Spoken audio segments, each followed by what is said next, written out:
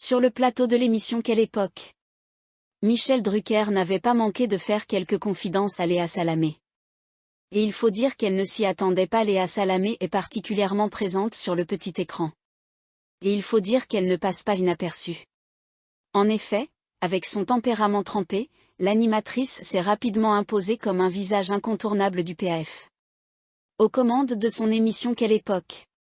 Léa Salamé ne manque pas de dire ce qu'elle pense. D'ailleurs, dans le programme diffusé sur France 2, la compagne de Raphaël Glucksmann n'a pas peur de confronter ses invités.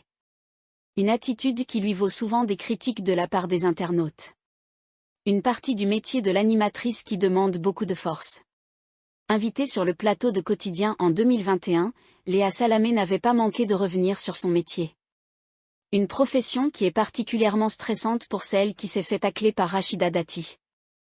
Je veux dire, le moment politique est très dur. Quand tu es journaliste politique, en première ligne, sur une matinale, sur l'émission politique, etc. Je ne vais pas mentir, c'est assez dur, avait-elle confié. Avant d'ajouter en toute franchise, il y a de la pression, il y a l'audience, il y a les pressions politiques, il y a la concurrence, toutefois, Léa Salamé sait comment faire pour ne pas se laisser affecter par tout cela. Moi, je me suis bâti une armure tant que je ferai ces choses-là. Sinon on flanche. Point. Je me construis un personnage, c'est un personnage public, et je le garde parce qu'il faut que je me protège. Léa Salamé a l'habitude de titiller ses invités. Mais parfois, cette dernière se retrouve face à plus expérimentés qu'elle et les rôles s'inversent. C'était le cas avec Michel Drucker sur le plateau de Quelle époque? En 2022. Je trouve que Léa a une petite mine, avait lancé le présentateur.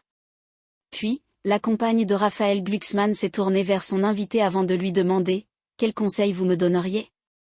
Ce à quoi il a répondu « Levez-vous un petit peu plus tard ».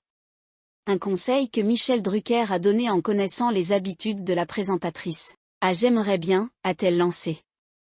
Immédiatement, Christophe de Chavannes a déclaré « Ça s'est pas tombé dans l'oreille d'une sourde ». Toutefois, Léa Salamé a tenu à préciser « Non, attendez. Je suis très heureuse à France Inter et j'embrasse Nicolas Demorand ». Par la suite de son entretien avec Léa Salamé, Michel Drucker avait déclaré « Je suis d'accord. Mais levez-vous un peu plus tard parce que la matinale, c'est épuisant. Et puis, vous allez perdre votre mari ». Des propos qui ont laissé la compagne de Raphaël Glucksmann sans voix. Sidérée par l'aplomb de l'animateur, Faustine Bollard, de son côté, a immédiatement réagi « Mais enfin, pourquoi ?